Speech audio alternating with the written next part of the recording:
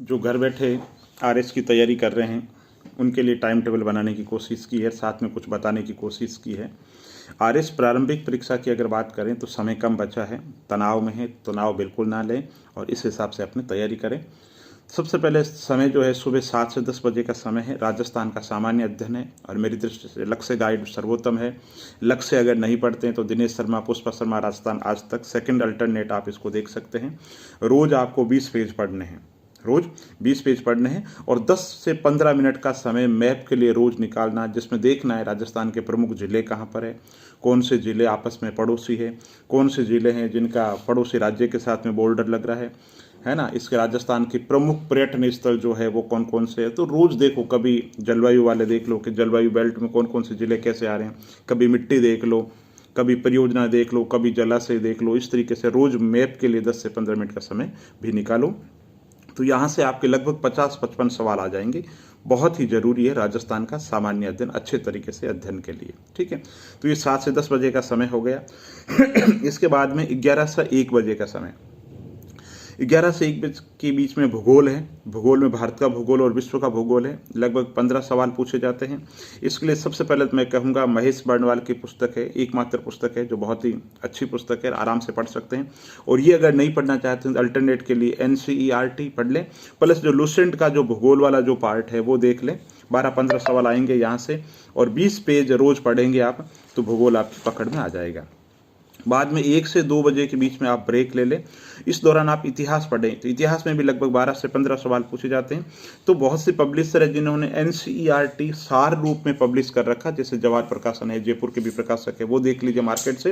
और अगर वो नहीं पढ़ना चाहते हैं तो लुसेंट पढ़ सकते हैं। तो लुसेंट के रोज आप 10 पेज पढ़िए। लुसेंट में बहुत फैक्ट दे रखे हैं, इसलिए मैं आपसे ज़्यादा उम्मीद नहीं करता। रोज 10 पेज जो है ना वो पढ़ें और दूसरे दिन नया चैप्टर पढ़ने से पहले जो पहले पढ़ा है उसका गो थ्रू जल्दी से रिवीजन कर ले। तो ये बात हो गई इतिहास की।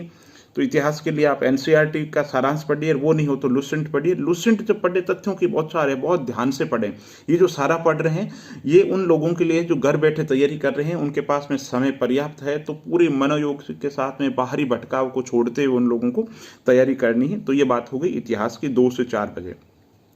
फिर 4 से 5 बजे का जो समय है वो संविधान को दो। और अगर M लक्ष्मीकांत पढ़ सकते हो तो बहुत ही बढ़िया। M लक्ष्मीकांत नहीं पढ़ सकते हो तो संविधान के जो सवाल पूछे जाते हैं वो इजी सवाल पूछे जाते हैं, ठीक है। तो दृष्टि के जो नोट्स है वो पढ़ लीजिए, और किसी कोचिंग के अच्छे जो नोट्स है जो 150-200 पेज के अंदर हो तो उनके 10 पेज आप रोज पढ़िए, इससे संविधान पकड़ में आ जाएगा। और लगभग 10 से 15 सवाल है वो यहाँ संविधान से पूछ लिए जाते हैं। अब बात करें करंट अफेयर्स की, तो करंट अफेयर्स 5 से 6 बजे का जो समय है वो करंट अफेयर्स के लिए। प्रतियोगिता दर्पण जो मासिक पत्रिका वो पढ़ सकते हैं। अगर वो नहीं पढ़ते हैं तो क्रोनोलॉजी और जो मूमल जो है वो मासिक पत्रिका है, क्रोनोलॉजी बहुत छोटी पत्रिका है, उसको आप पढ़ सकते हैं। 15-20 सवाल पूछे जाते हैं और ये एक ऐसा पोर्शन है जहाँ बहुत ज़्यादा आप सवाल सही कर सकते हैं, क्योंकि 1 साल की अवधि है, निश्चित हो गया 1 साल का लगभग करंट अफेयर्स पूछा जाएगा। और रोजमर्रा की जिंदगी में आप अखबार में पढ़ते हैं, रुचि भी है, तो यहाँ कोशिश करें कि बहुत ज़्यादा आप अच्छा कर सकें, ठीक है। और अब बात करें 5 से 6 बजे का हो गया। 6 से 7 बजे जो भी घूमना फिरना, आप दोस्तों से बातें करना। और दोस्तों से भी मैं कहता हूं जो प्रतियोगी परीक्षा की तैयारी, ये जो समय है उसको भी आप पढ़ाई में यूटिलाइज करें। मिले तो ऐसे ग्रुप के बीच में चर्चा करें कि आज क्या पढ़ा है क्या नहीं पढ़ा है। या आप हिस्ट्री से है तो साइंस वाले से साइंस पूछ लो, आप साइंस है तो है ना उसको साइंस बता दो, उससे हिस्ट्री पूछ लो। तो आपस के बीच के अंतर्गत इंटरेक्शन होता रहना चाहिए। और रात का 8 से अब 6 से 7 का ब्रेक हो गया। इसके बाद में 8 से 9 के दौरान आपको साइंस पढ़नी है। साइंस चूंकि आर्ट्स बैकग्राउंड के अगर हैं तो आपके पकड़ में नहीं आती, तो मैं कहता हूँ ज़्यादा माथा पची नहीं करके लुसेंट के 10 पेज आप रोज पढ़ लें। और इसके अलावा जब भी समय मिले जो सिलेबस का जो टॉपिक है उस पर यूट्यूब पे वीडियो सुन ले, क्योंकि बहुत अच्छे तरीके से कुछ टीचर हैं जो समझाते हैं। तो ये बात हो गई जनरल साइंस की। और रात को 9 से 10 बजे का समय प्रतियोगिता दर्पण का अतिरिक्त अंक जो अर्थव्यवस्था का है उसके रोज 10 पेज पढ़ लीजिए।